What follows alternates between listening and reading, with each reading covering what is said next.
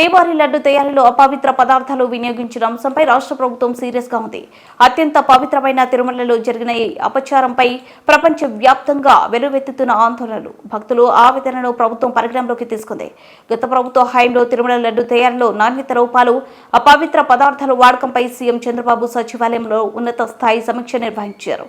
AP ప్రభుత్వ ప్రధాన కార్యదర్శి నీరబ్ కుమార్ ప్రసాద్, మంత్రులు ఆనం రామనారాయణ రెడ్డి, నిమ్మల రామనాయుడు అనగానే సత్యప్రసాద్, కొల్లు రవీంద్ర, కొలుసు పార్థి సారథితో పాటు ఉన్నత అధికారులతో తిరుమల అంశంపై సీఎం సమీక్షించారు. లడ్డు తయారీలో గత ప్రభుత్వ హయాంలో జరిగిన తప్పిదాలపై ఈ రోజు సాయంత్రంలోగా సమగ్ర నివేదిక ఇవ్వాలని టీటీడీదే ఈవోను ముఖ్యమంత్రి ఆదేశించారు. తిరుమల పవిత్రత కాపాడే విషయంలో ఆగమ, వైదిక, ధార్మిక పరిషత్తులతో చర్చించి చర్యలు తీసుకుంటామని సీఎం ప్రకటించారు. అందుకనే భక్తులందరూ కూడా మనోభావాలు దెబ్బతిన్నాయి. ఎవరు ఊహించలేదు వెంకటేశ్వర స్వామి హిందువులకి కలియుగ దేవుడు, ఒక నమ్మకం, ఒక విశ్వాసం. అందుకని ఎప్పుడు కూడా అందరూ నమ్మేది, ఎవరైనా వెంకటేశ్వర స్వామికి అపచారం తలపెడితే నెక్స్ట్ జన్మలో కాదు ఈ జన్మలోనే పనిష్మెంట్ ఇస్తాడని. అలాంటి వెంకటేశ్వర స్వామి పవిత్రం చేయడం కోసం కడాన ప్రసాదాల్లో కూడా మీరు నేను ఏదైతే చెప్పానో అలాంటి ముడి సరుకులు ఏవైతే వాడారో ఇవన్నీ నాసిరకం కాకుండా అపవిత్రమైన ముడి సరుకులను వాడారు.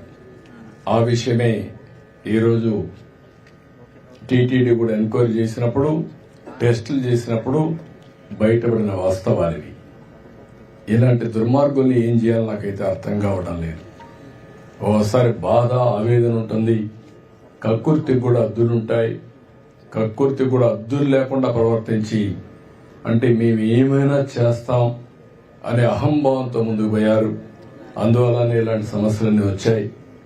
ఇక్కడే కాకుండా మీరు చూశారు, తిరుమల పైన ఎంత మొత్తం శానిటేషన్ దెబ్బతీశారు, ప్రసాదాలు దెబ్బతీశారు, అన్నా క్యాంటీన్ దెబ్బతీశారు. కడాన వెంకటేశ్వర స్వామిని తీసుకుపోయి పెళ్లిళ్ళు, పేరంటాలుంటే అక్కడ కూడా ఊరేగించే పరిస్థితికి వచ్చారు. నేను ఆ రోజు కూడా తప్పు పట్టాను. రాజకీయ ప్రయోజనాల కోసం ఒక వెంకటేశ్వర స్వామిని వాడుకోవడం కరెక్ట్ కాదు.